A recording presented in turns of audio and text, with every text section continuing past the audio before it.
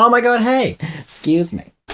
Welcome back to my Stagey YouTube channel. If you're seeing my face for the first time, my name is Mickey Joe. I am not, as it says here, Mary Poppins, but I did recently go and see Mary Poppins because I am obsessed with all things theatre, and this is my Stagey YouTube channel where I like to talk about West End theatre and musicals and also Broadway, but today specifically Mary Poppins. One of Disney Theatrical's oldest shows that is currently playing at the Prince Edward Theatre in London that people are shocked to find out I had never seen before until very recently, because last night I was finally dragged to go and see Mary Poppins. I say dragged, it's not that I've been reluctant to see this show. I think recently I've just thought that it was something that was always going to be around, so I wasn't in much of a rush. And of the Disney films, I don't have this huge nostalgic connection to it the same way I do with a lot of the others. I think it wasn't to me what Bedknobs and Broomsticks was. It wasn't to me what any of the animated ones were that I would rewatch and rewatch and rewatch. I have a fondness for Mary Poppins, and I really like the material, and I really like the extra material that's been written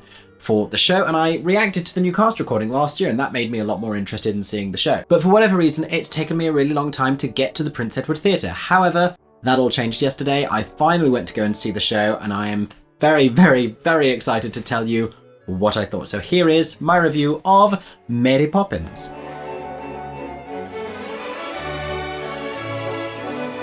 So I wasn't sure if this show was going to connect with me emotionally. I really wasn't, and I just fell in love with it. I was quite surprised at how enamored I was with almost every moment of this show from its opening, from arriving into the theatre, from every single set change. And I've heard from multiple people that the set is not as lavish, as impressive, as incredible as the original production at the same venue was years before. This is obviously the set that has been touring the UK that has now come into the Prince Edward Theatre. I was still incredibly impressed by it. And just the staging of this production is what really won me over. The choreography and the direction. We're talking, of course, about the work of Richard Eyre, Matthew Bourne, Sir Matthew Bourne, and Stephen Mear, which is a top caliber creative team. Like, that is incredible. Which is why the work is so good. And they understand theatricality like few other shows do, like few other Disney productions even do. Like, you go to a show like this, you expect a certain amount of Disney magic, but the way they just understand how every entrance should be a moment, how every costume change should be a moment, how every set change should be a moment. There is not a second that is wasted, a second that is discarded, a second that is not given the careful attention that it deserves. This entire show is a carefully planned montage of just graceful transitions through lovely theatrical bliss. Oh, what a sentence that was. But it's true, the audience is just guided through it so smoothly, and just the picture of what's been done on stage, I could just watch it forever. Very, very careful attention to detail, and it goes hand in hand with the music as well, because so many of these beautiful moments in the show that make it so emotionally impactful are where brilliant choreography and brilliant staging have been married to a big swell in the music, like every time a flight happens, or some of the incredible things that they do in the show, which I'll talk about in more detail in the next section. They are just punctuated so well by these beautiful sections from Styles and Drew, who have added additional material to the show's existing score.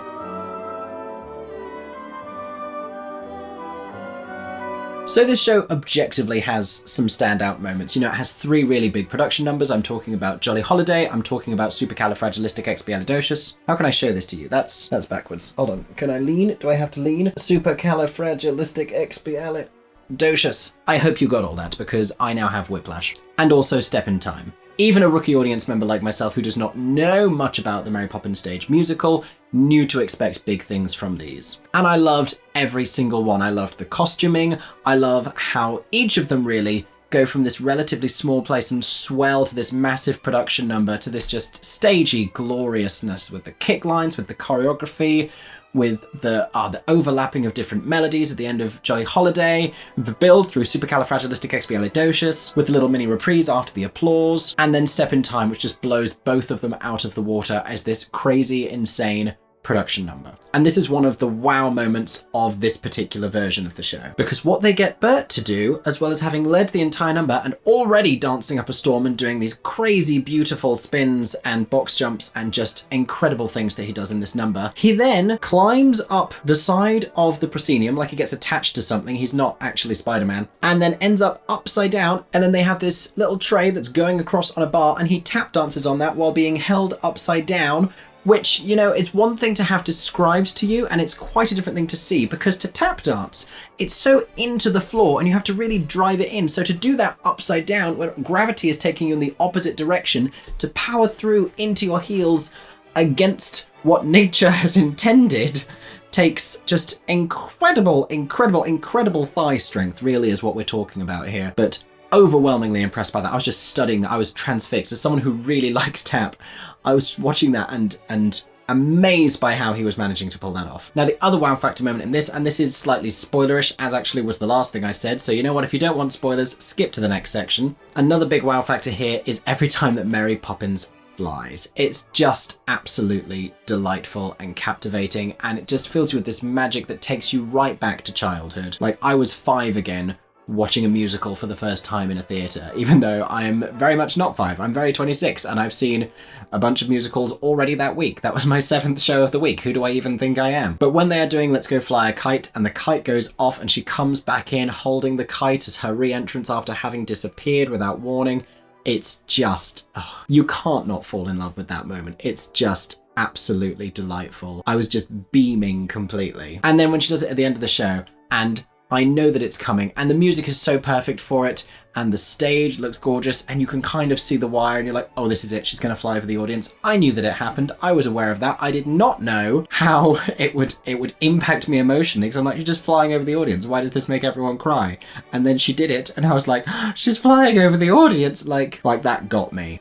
And I did not realize she was going to actually fly up to the top level and then stay there. I thought she'd do like a little lap and then back to the stage, and then I don't really know what I thought was going to happen after that, but did not realise she was just going to fly up and out of the Prince Edward Theatre as if she's got places to be in Soho. Actually, she went to the GAY side as well, so that's suspicious. And yet not completely surprising. But yes, those are definitely the highlight stand-up moments of the show.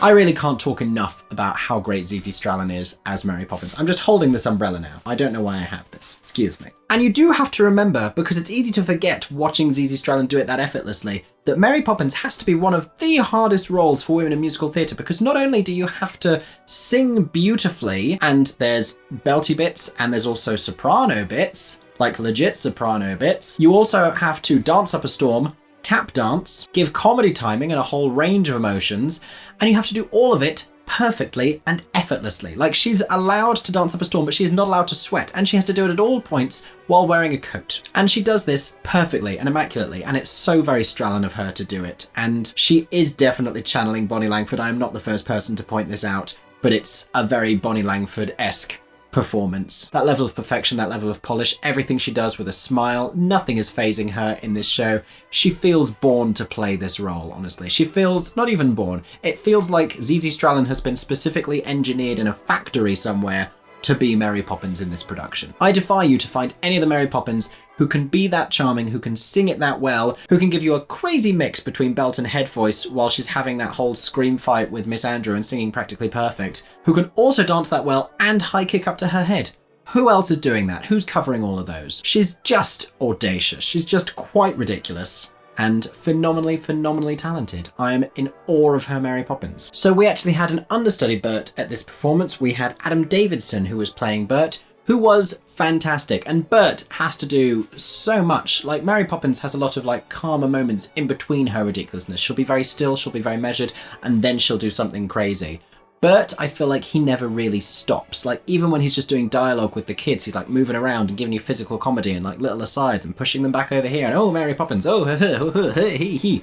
He's just very animated all of the time, very Cockney, cheeky chappy-esque. But because of that physicality and because of his commitment to that physicality, he just doesn't stop. And he had so much energy, and his dancing was just beautiful, just absolutely stunning to watch. I did feel it made it seem like the role of Bert was such a sprint that he didn't have time to really sit back in it and enjoy it enough to characterize it as fully, or to like deliver it as much to a 10 performance-wise. Like, he's just physically executing the things that he has to do and the steps and the staging and to go over here and doing it with real performance and commitment. But I think it would take you a lot of performances, and I think it's probably taken Charlie a lot of time in the run to really be able to sit into it, to enjoy it enough to make it seem like he's at ease in it, rather than running and fighting for his life. Other standouts I want to talk about. Jack North is hilarious as one of the servants. Excellent physical comedy. Claire Machin is hilarious for completely different reasons. So little physicality, so like subdued and calm and hysterical, but keeping it all inside, and like very low energy physicality, but just doing it all with her voice. Absolutely hilarious, as she always is. And Amy Griffiths. Amy Griffiths was a revelation in this show. She is playing Winifred Banks, and just beautiful, to the point that I kind of felt like, with the way the show ends, and with it being Mary Poppins, I kind of wish that Mr. Banks, even though he probably has slightly more material than he does, and he is slightly more relevant to the plot than she is, I kind of wish he would bow first and then give deference to his wife by letting her bow after him, rather than it being the other way around. Because you so root for Winifred Banks by the end of this, especially in Amy Griffith's hands. She does such a lovely job. Her singing is delightful, just the way she moves across the stage and gives everything a flourish, the tilts of her head, the way she punctuates her sentences. You can tell she has a dance background because of the way she moves on a stage, and it's so inherently elegant and theatrical. I absolutely love it. Also, Liz Robertson. Now, Liz Robertson has taken over the role of Miss Andrew, who appears briefly during the second act and is just terrifying. And no one can scream down an auditorium like Liz Robertson. We learned this in Love Never Dies. We learned it in the Phantom 25th Anniversary concert. She can be intimidating when she wants to be. But also the vocals that Liz Robertson brings, and the high notes and the soprano notes. I know that she is an ex-Eliza Doolittle in My Fair Lady, but she is making sure the rest of the audience knows all about that as well. Lovely work.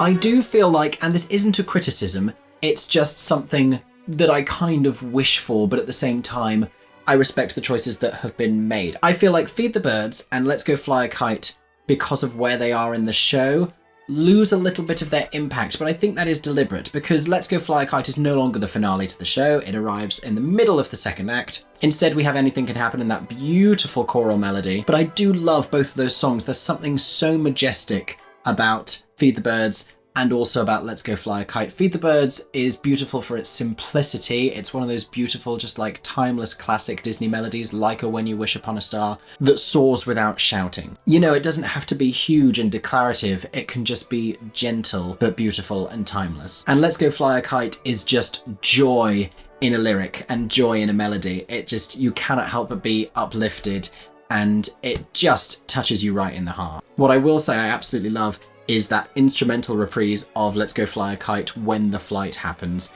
That is everything.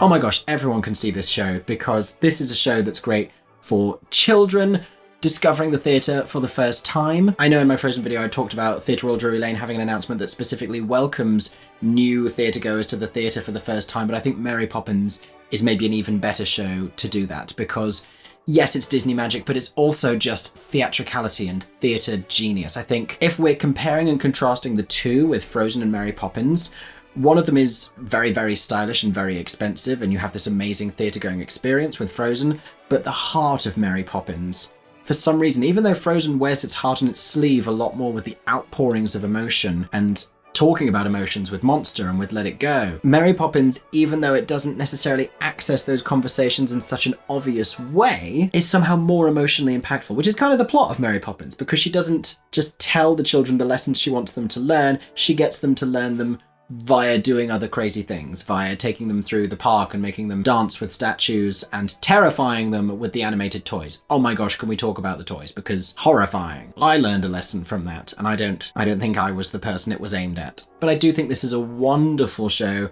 to take children to for their first time at the theatre. And I say this as someone who kind of gets nervous about being in a child-heavy audience, but I do also think it's really important, and I'm glad I was taken to the theatre as a child, so I have to respect that at the same time. Also, take your grandparents to go see this show. Take anyone with fond memories of the film, because it ticks off all those boxes while having a quite heavily revised plot of the film. Like Mrs. Banks is a very different character, the songs are restructured, there's new material that I will say fits right in with the rest of the songs in the score. It still ticks off all of those nostalgic elements from the film and everything you remember loving about the film. But also just unironic, great, excellent theatre. Nothing about this says children's show. It is just an excellent piece of musical theatre that anyone can go to.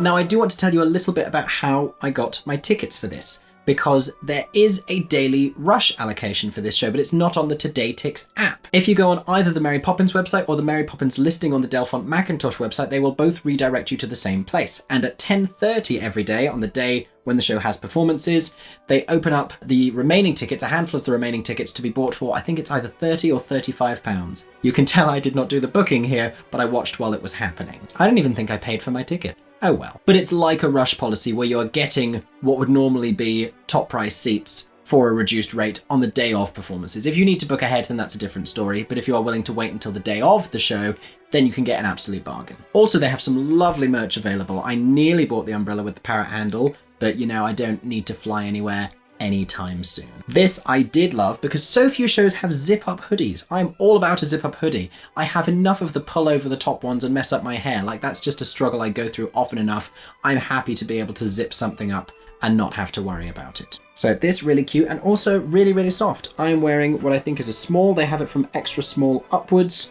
Can recommend the Mary Poppins hoodie. You will see me wearing this often now. And they also have a bunch of other merch as well. And you get to go to the Prince Edward Theatre. The Prince Edward Theatre is one of my absolute favourites. They have booster seats for your children, and if you're a homosexual man, you're already on Old Compton Street, you can have a night out immediately after Mary Poppins. Pre-game at Mary Poppins, not with alcohol, but with theatrical joy. Get turned on the love of theatre, and then follow up with a vodka Red Bull. Thank you so much for watching today's video. I hope you enjoyed, and that I was able to share with you some of the reasons why I fell so madly in love with this show. I will obviously be going back very, very soon because I've scarcely stopped thinking about it and I am just completely obsessed. I hope you enjoyed today's video. If you did, make sure to subscribe to my channel for plenty more stagey content about all of your favourite shows. Also, if you want to support me as a stagey content creator, head over to patreon.com/MickeyJoeTheatre, where you can gain access to a bunch of exclusive photo and video content. I hope that everyone is staying safe and that you have a stagey day. Wow.